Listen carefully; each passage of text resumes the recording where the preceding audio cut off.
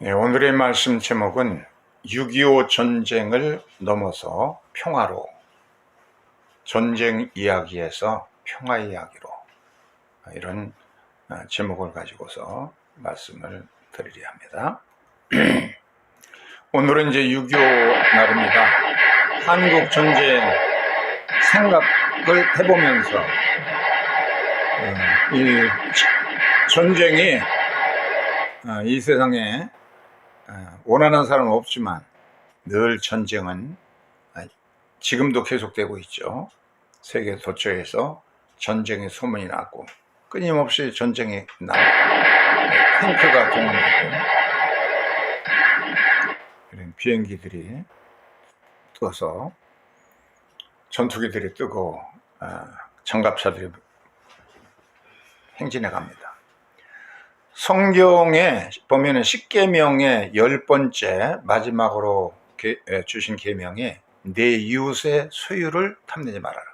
내 이웃 것을 탐내지 말라 하는 그런 말씀입니다. 그런데 이렇게 사람들이 자꾸 남의 것을 생각하고, 옛날에는 전쟁이 아주 지긋지긋하죠. 구약성경 보면 바로가 다스리는 이집트 같은 대제국에서는 전쟁을 해마다 해가지고서는 많은 그 노예를 잡아와야 상대국을 짓밟고 왕이든지 대신들이든지 다 잡아다가 노예로 부려먹고 많은 전리품을 가져다가 후왕을 드리고, 전쟁에서 이기기만 하면은 굉장한 참 나라를 부흥케 하는 것이기 때문에 이 큰 대제국들은 전쟁을 그냥 하나의 그 연례 행사처럼 하고 있고, 지금도 강대국들은 전쟁이 일어나서 군수물자를 개발하고 팔고 그러면은 이문이 생기기 때문에 전쟁을 하는 겁니다. 비행 전투기가 하늘에 뜨고 기관총으로 난사하고 이런 정말 무시무시한 전쟁들이 일어납니다. 6.25가 포함되어 있는 2차 세계대전 후에 전범 국가들과 전범자들을 재판하는 국제재판소가 설치되어서 처벌을 받게 됩니다. 그래서 독일 같은 경우는 독일이 약하게 해야 되겠다. 그래서 독일을 동서로 나누게 됩니다.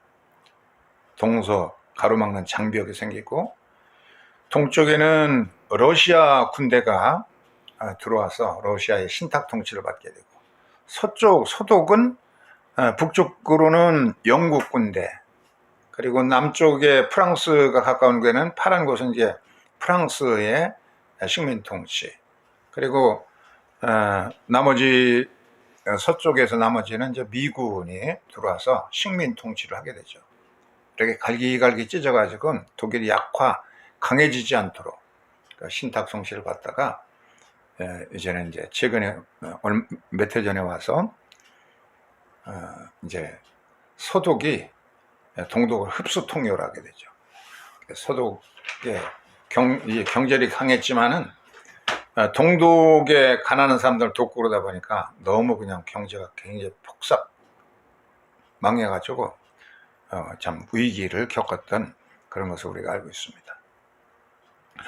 이렇게 서독은 그냥 철저하게 히틀러에게 가담된 사람은 지금도 발견만 되면 여지없이 처벌하고 국민권을 박탈하고 제한하고, 심지어는 사형제도가 없음에도 불구하고 히틀러에게 가담된 사람들은 극형 사형에도 처하고 엄벌에 처합니다. 그래서 이 서독과 부군의 나라들은 이 교육이나 사회제도 모든 것이 히틀러 같은 사람이 나오지 않도록 한다. 그래서 학교 교육도 뭐 반장도 없고 등수도 없고 대학교 등록금도 없고 다 그냥 무료로 가르치는데도 이 중고등학교만 나와서 다 직장 생활하기 때문에 한 300만 원 내지 350만 원을 받는데요. 그러니까 대학 가기 굉장히 힘들고 졸업하기가 힘들대요. 그러니까 대학 가라 해도 공짜로 뭐 생활비도 그냥 한 120만 원씩 주는데도 안 간답니다. 한 23% 정도 대학 지나가다가 하도 가라고 권고해서 지금은 한 40% 40% 정도밖에 이제 고등학교 졸업하고 40% 정도밖에 진학을 안 한다고 그러죠. 이렇게 이제 처벌을 굉장히 많이 받아서 독일은 히틀러, 지금도 히틀러라고 그러면 지긋지긋하게 생각해요. 그런데 일본에서 태평양 전쟁 도발 국가인 일본은 어떻게 되느냐. 근데 일본은 남북으로 분단도 안 되고, 그리고 천황이 전범 사령관이었는데도 조금도 처벌받지 않고 당당하게 그냥 살아가고 있고, 대신에 이웃나라인 우리 한국이 식민 통치받다가 한국이 한반도가 분단하게 되어서 북쪽에는 소련군이 진주하고 남쪽에는 미군이 진주하고 신탁송치받다가 이 분단된 지 5년 만에 전쟁에 6.25가 발발되어서 이제 73년이 되었고, 휴전한 지도 벌써 이제 7월 27일이 되면 70주년이 됩니다. 전쟁 상태입니다. 좀 멈추고 있는 거지. 휴전하고 있는 거죠. 한반도는 남북으로 분단돼서 5년 후에 6.25 전쟁이 발발하게 됩니다. 너무 참혹합니다. 사망하고 실종된 사람도 아직까지 못 찾으니까 사망자죠. 국군이 17만 명, 유엔군이 4만 명, 인민군이 62만 명, 중공군이 12만 명, 소련군이 300명, 또 민간인 피해가 200만이 넘겠죠, 사실은. 한반도의 당시 인구는 3천만 명이었는데 그 중에 300만 명이 죽었으니까, 전쟁에서 죽었으니까 거대한 하나의 장례식장 같았다, 그렇게 봅니다. 기반시설이 파괴된 걸 보면은 남쪽이 40%가 파괴되고 북쪽은 70%가 파괴되고 아주 초토가 된 것이, 한반도 전체가 거대한 장례식장과 같이 아주 참혹한 상태입니다. 고아들이 넘실거리고, 그랬던 걸 봅니다. 그것뿐만 아니라 거창 양민 사건이라든지 멀쩡한 양민들을 갖다가, 민간인들을 운동장에 모아놓고 혹은 산골짜기 데리고 와서 다 그냥 총살해 죽여버리는 그런 사건들이 있었어요. 여순 사건도 우리가 학교 다닐 때 역사 배울 때는 여순 반란 사건이라고 그렇게 얘기했는데, 이제 민주항쟁으로 승격이 되었고, 제주 사건, 사태, 학살 이런 것도 제주 민주화 운동으로 다 승격이 되어서 국가 기념일로 제정되고, 한나라당 국회의원이 요걸 말 한마디 잘못했다가 굉장히 곤혹을 치른 적도 있죠. 이 전범국가 일본은 한국 전쟁 통해 전쟁의 특수를 누리게, 한국 전쟁에서. 그래서 일본 내에 850개의 군수 공장이 생겼습니다. 여기서 군수물자들, 군복이라든지 군인들 필요한 것들, 물품을 전부 공장에서 생산해서 다 그것을 군납하게 되고, 또 미국으로부터의 모든 보급 물량이 일본에서 이제 있다가 이제 다시 보급하게 되고, 그렇기 때문에 전쟁을 통해서 일본은 큰 경제 부흥이 일어나게 됩니다. 완전히 쫄딱 망했다가 성황하게 됐어요. 또 미국도 한반도 전쟁 때문에 군수물자를 생산하고 무기를 생산하고 전투기 생산하고 그래서 경제가 호황을 이루게 됩니다. 그래서 미국은 경제가 어려워지면은 이 전쟁이 어디가 할 데가 없는가 해서 전쟁을 부추깁니다. 그래서 전쟁이 빨리 끝나지 않길 바라고 계속 전쟁 무기를 만들어서 보급하고 그렇기 때문에 전쟁 특수를 보게 됩니다. 자기 나라 안에서만 일어나지 않으면은 세계 도처에서 전쟁이 일어나가지고 물자 팔아먹고 무기 팔아먹기 때문에 경제에 큰 도움을 두고 있어요. 월남전쟁 20년 동안에 5만 명의 미군이 죽었다고 그래요.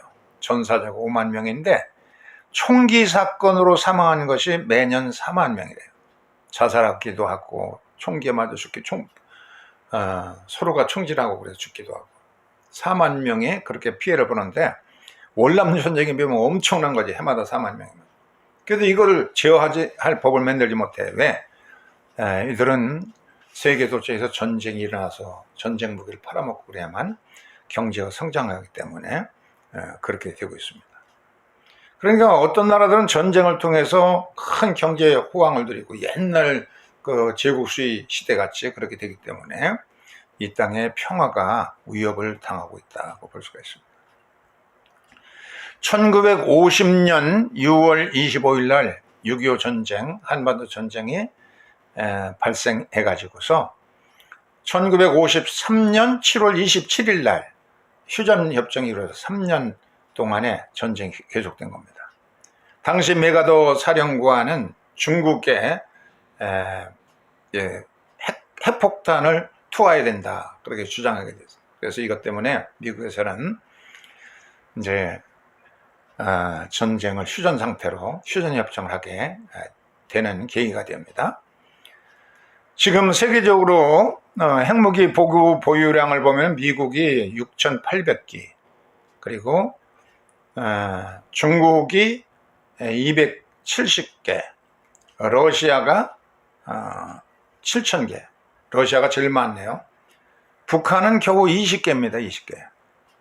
일본도 헌법을 개정해서 이런 무기를 가지려고, 그리고 미사일을 가지려고 그렇게 애를 쓰고지만 제대로 안 되죠. 헌법을 개정해야 되기 때문에.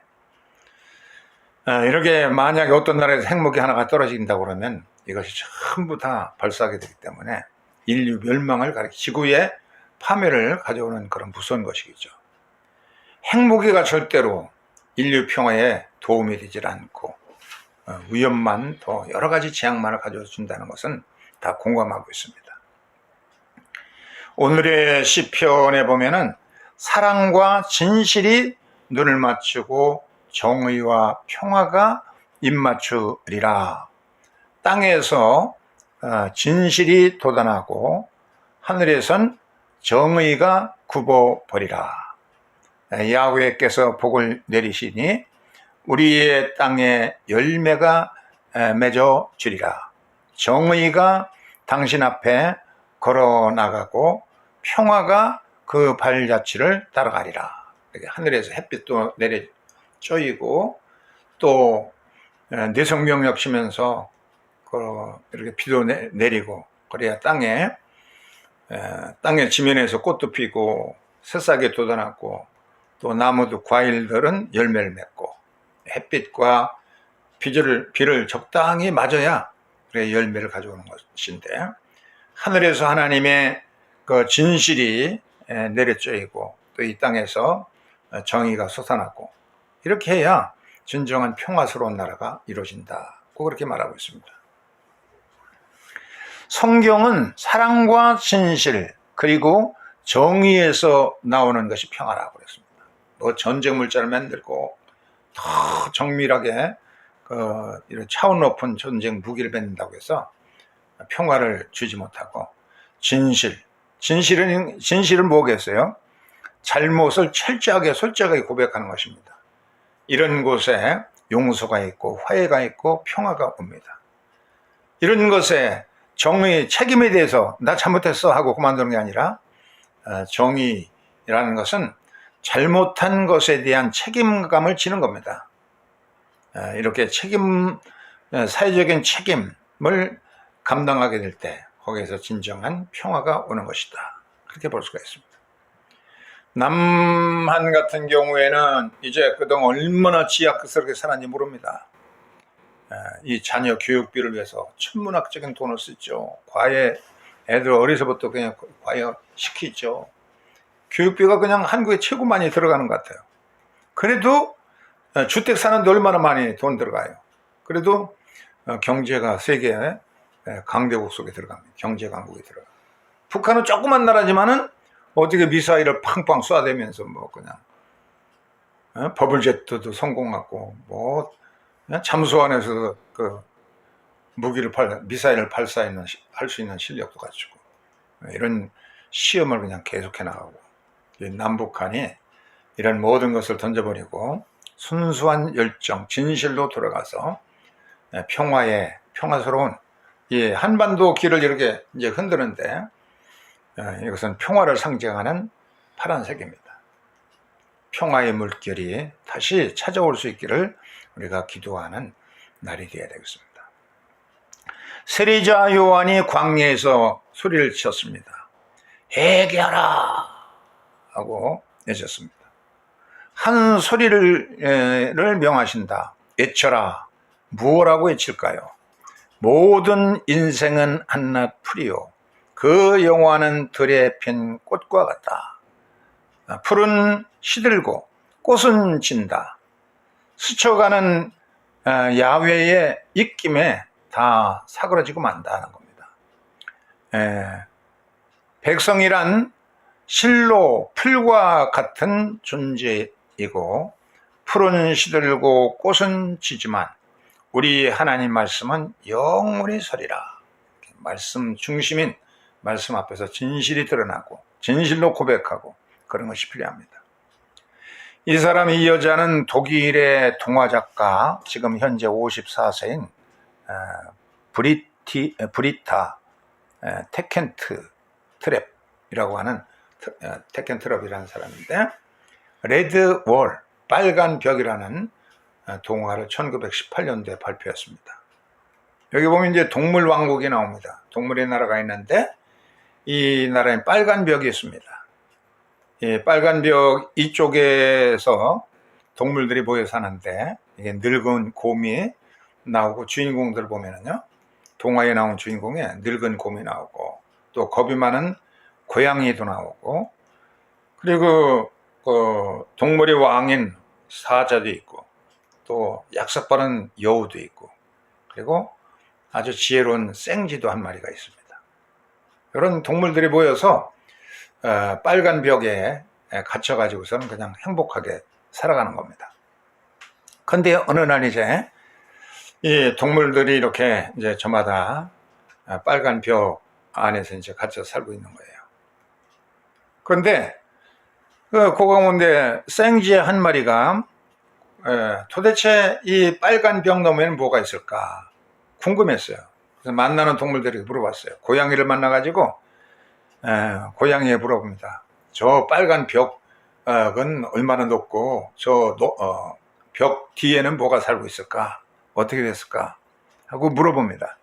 그러니까 고양이가 넘지 말라는 거야. 이렇게 크고 높고 길은 벽이 있는 거 보면은 여기에 위험하기 때문에 우리를 보호하는 그런 넘어갈 생각하지 말라는 것이야 하고 대답하고 야옹하고 이제 도망가 버립니다. 그 다음에 이 지가 늙은 곰에게 물어봐요. 곰 할아버지는 우리 동물의 나라에서 나이가 굉장히 많은데 이 빨간 벽은 언제부터 생겼어요? 늙은 곰이 말합니다. 이 벽은 너무나 오래전에 있기 때문에 그냥 편안해. 이 빨간 벽 안에서만 우리가 살면 되기 때문에 그런 거 묻지 마 하고 대답하고 어스렁어스렁 갑니다. 그래도 궁금해가지고 다음 동물인 호랑이에게, 여우에게 물어봅니다. 여우야, 이 벽 뒤에는 뭐가 있을까? 그러니까 여우가 대답합니다. 벽 뒤에는 뭐가 있는지 그 무슨 상관이야? 그대로 그냥 살면 되는 거야. 편안하고 좋잖아. 하고서는 귀찮다는 듯이 또 지나갔죠. 네 번째는 그 생쥐가 이제 동물의 왕인 호랑이에게 물어봤어요. 호랑이 왕님, 벽 뒤에는 뭐가 있을까요? 그러니까 사자가 대답하기를 벽 뒤에는 아무것도 없어. 아마 그곳은 깜깜하고 그리고 추운 곳일 거야. 그렇게 말하고서 또 사라집니다. 그래도 이 생쥐는 궁금했어요. 그때 마침 벽 저 너머에서부터 파랑새 한 마리가 날개를 펴고 날아오는 겁니다. 파랑새에게 물어봤어요. 이야, 정말 멋진 새로구나. 생쥐가 이제 놀라서 파랑새에게 물어봤어요. 생쥐가 뭐라고 물어보냐면, 파랑새야, 너는 어디서 왔지? 그렇게 물어보니까 이 붉은 벽 너머에서, 빨간 벽 너머에서 넘어왔어. 생쥐가 말합니다. 너 날개가 돋쳤으니까 내 날개로 나를 업어서 내가 온 그 세상 좀 구경시켜 줄래? 그러니까 그게 쉽지. 그래서 이제 생쥐를 날개 위에 업어가지고서 이 벽 위에다가 이제 올려놨어요. 빨간 벽 위에서 이렇게 벽 너머를 보니까 그 세계가 너무 찬란한 거야. 보세요.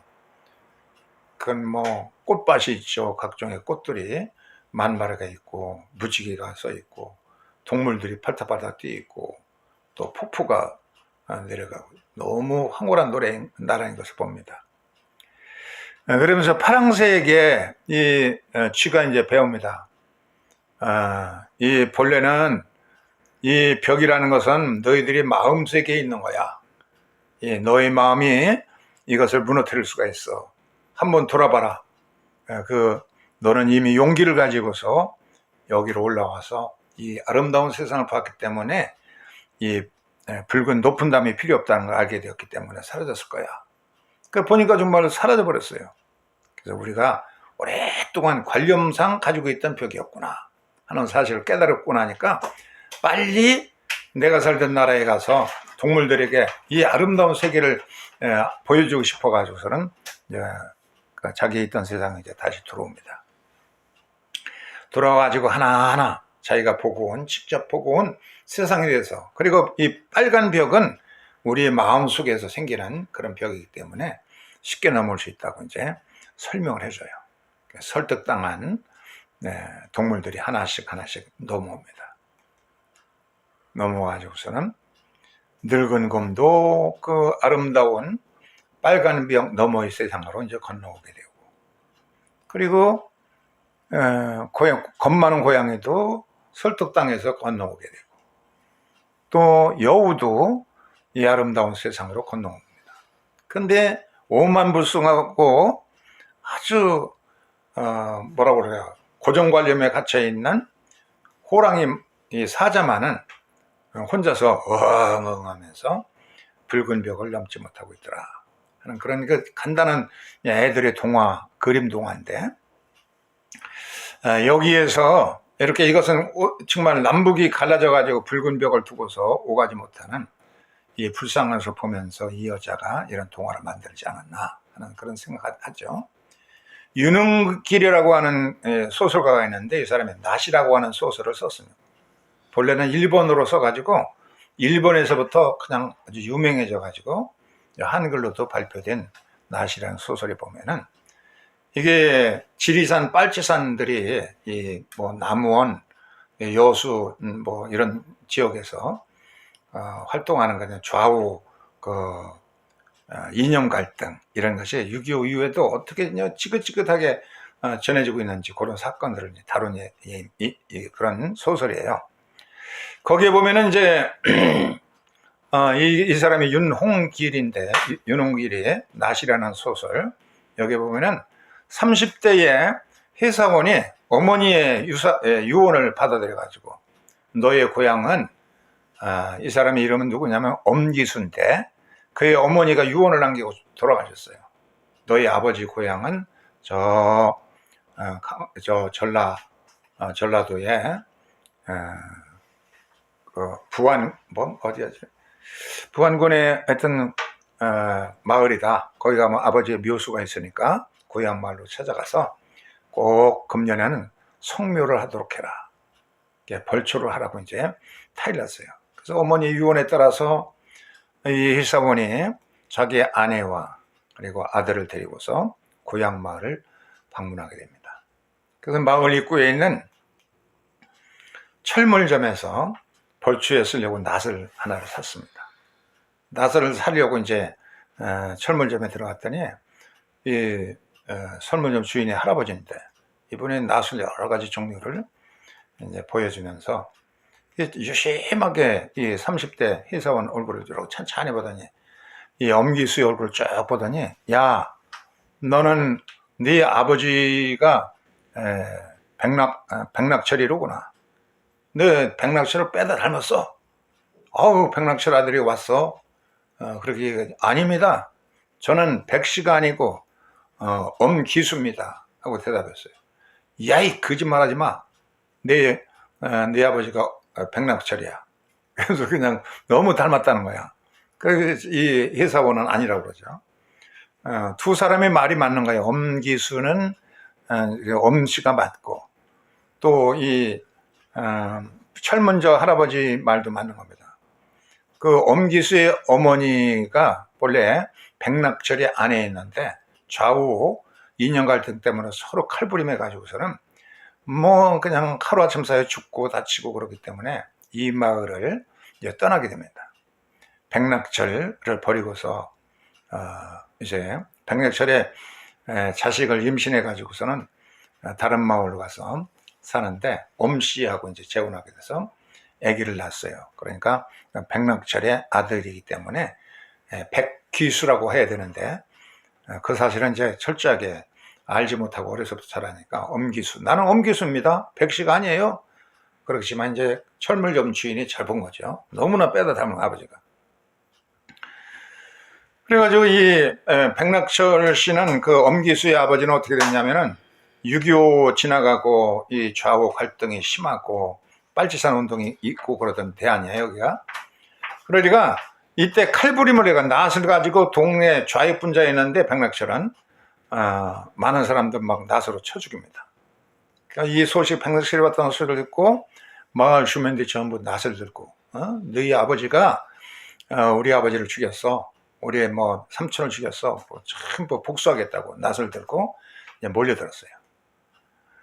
그래서 이 마을의 유지 어린인 교회 장로인 그런 최장로, 최교장이라고 부르는데 아주 이 사람은 참 훌륭한 모두가 존경하는 사람인데 이 사람이 마을 회관 앞으로 사람들을 전부 모았습니다. 그래서 전부 이제 낫을 들고서는 백낙철의 아들, 우리 아버지를 죽이고 삼촌을 죽이고 그런 철천유원소 복수하겠다고 이제 낫을 들고 왔어요. 이 엄기수는 아무것도 모르는 거죠. 엄마 따라서 고향 마을에 가서 아버지 묘소를 벌초하려고 이제 온 건데 이런 사건이 생긴 거죠. 이런 속에서 이 최 장로가 이제 나오세요. 이 최 장로는 자기의 두 남동생이 백낙철의 나세에서 전부 살해됐어요. 2명이나 살해됐어요. 이걸 보면서 또 아버지는 몰래 숨어서 도망다니고 그런 비극을 보면서 두 아들을 잃었으니 어떻겠어요. 어머니가 자살해버렸어요. 그래서 이 말에서 최고의 피해자는 이 최장로입니다. 이 최장로는 그 아버지에 물려받은 모든 유산들, 이 부자, 그 지역의 부자였는데 전부 자선기관에 다 주고 열심히 자기는 예수 교회 이런 비극이 다시는 있어야 안 되겠다는 일념을 가지고서 열심히 일해가지고 지역의 유지로서 존경받는 교회 장로고 교장이고 인정받는 인물이었습니다. 그래서 이 사람의 주민들을 모아놓고 얘기하는 겁니다. 그때의 가장 큰 피해는 우리 집이다. 내 두 남동생이 백낙철의 낫에 의해서 살해되었고 어머니는 자살했고 아버지는 어디로 피해서 다니고 나는 나의 재산은 전부 아버지가 물려준 건 다 사회에 귀증하고 이렇게 열심히 신앙생활하면서 이런 비극은 다시 잊지 말게 해달라고 날마다 기도하면서 살고 있다. 설득을 하는 거예요. 이 낫이라고 하는 것은 본래 낫을 만든 것은 타작할 때 벼나 보리 같은 걸 비고 또 풀을 베어가지고 짐승들 꼴을 베어서 먹이고 그러려고 이게 좋은 용도로다가 낫을 개발했지만 때로는 이것이 무기도 된다. 그런데 이 낫을 어떻게 쓰느냐가 이게 중요한 것이다. 이 낫으로 보복을 한다고 그러면 계속 비극은 이상이 계속될 것이다. 우리에게 주어진 맨들은 이 낫이란 도구를 평화로의 목적으로만 쓰자. 그냥 자기가 가장 큰 피해자고 그런 사람이 장로가 되어서 그렇게 설득하니까 사람들이 상당히 그냥 감동을 받아. 그때에 하늘에서 갑자기 천둥 내성병을 치더니 이 마을이 그동안에 가물어가지고 샘물도 마르고 논에도 다 말라붙는데 그냥 막 억수같이 비가 쏟아집니다. 그때 이게 얼마나 오래간만에 보는 비인지 몰라요. 그 사람들이 낫을 들고 전부 농작물을 가꾸고 풀을 베러 들러 나가는 것으로 이제 소설이 이제 그렇게 이제 끝나죠. 자, 모두가 이제 화해하고 용서하고, 그러니까 하늘도 감동해가지고 그렇게 메마른 삭막한 황폐한 마을에 비를 내려주는, 오늘 성경 말씀에 참 진실이 도달하게 되면은 하늘에서 이렇게 비를 내려줘서 열매를 맺고 꽃이 피고 평화가 도달하리라 하는 말씀이 응하는 좋은 소식이라고 볼 수가 있습니다. 이 마을에 임했던 극심한 가뭄, 그리고 이것은 마을 주민들의 복수심입니다. 6.25는 끝났지만 그냥 좌우 갈등으로 그냥 아주 사람들의 마음이 메말라 있으니까 이렇게 가뭄이 생긴 겁니다. 최장로의 가장 큰 피해를 보고 복수심이 강한 이 사람이었는데, 예수 믿고 나니까 하나님의 은혜로 모든 복수심이 다 사라져버리고 화해의 사명을 다하는 겁니다. 이것이 오늘 우리에게 주어진 크리스찬의 진정한 사명이 아닌가. 오늘 이제 고린도후서 5장 17절을 보면, 그리스도 예수 안에서 우리는 새로운 피조물로 되었다. 1만 달란트 이상의 빚이 다 탕감되었고 하나님께 큰 빚이 탕감되었다고 그러면은 우리도 이제 화해의 사도로서 서로가 화목하게 하면서 살도록 하는 이 최장로 같은 직분을 감당해야 된다. 이제 우리에게 권면하고 있습니다. 화해의 사도가 우리에게 주어진 사명입니다. 그래서 낫을 이제는 보복과 복수심이 아니라 이 평화를 위한 도구로, 구약성에 보면은 창은변에서 낫으로 만들고, 그리고 무슨 전쟁 무기는 바꿔서 이제 보습으로 만들리라 하는 이사야 선지자의 말씀이 있는데, 평화의 목적으로 모든 것이 쓰여져 가지고 이 땅의 진정한 평화가 되도록 도래하도록 최장로와 같은 크리스찬, 가장 한많고 복수심에 강해야 될 피해본 이 사람이 예수 믿고 나니까 이 보복심이 얼마나 어리석은지, 하나님은 우리의 1만 달란트의 빚을 탕감해 줬는데 우리에게도 이와 같은 귀한 사명을 잘 감당해서 화해의 사도로서의 직분을 잘 감당할 때 이제 6.25를 이제 새로운 차원으로 만난 그런 귀한 기회가 될 것이다. 남북 나눔운동이라는 것이 1992년도에 결성되어 가지고 보수 교단의 홍정길 목사가 이것을 이끌어 갔습니다. 그래서 북한 지도적인 인사들을 미국에 초청을 해서 미국 교민들의 도움을 받아 가지고 북한의 지도 인사들이 LA를 전부 구경시켜 주고, 라스베가스, 그리고 뉴욕, 워싱턴 이런 데를 전부 구경시켜 주니까 그냥 덤덤하게 그냥 따라다니면서 구경하더래요. 그러다가 메노나이트를 이제 방문하게 됩니다. 여기는 지금도 18세기 방법으로 농사를 짓는 곳입니다. 달구지를 타고 다니고 이 소와 말을 가지고 쟁기를 만들어서 논밭을 갈고 농사를 짓는 그런 곳이에요. 이 사람들보다 더 보수적인 기독교인들이 있어요. 아미시 공동체라고 하는 이곳을 이제 방문했는데, 여기는 그냥 수돗물도 안 쓰고 두레박을 퍼가지고서 우물에서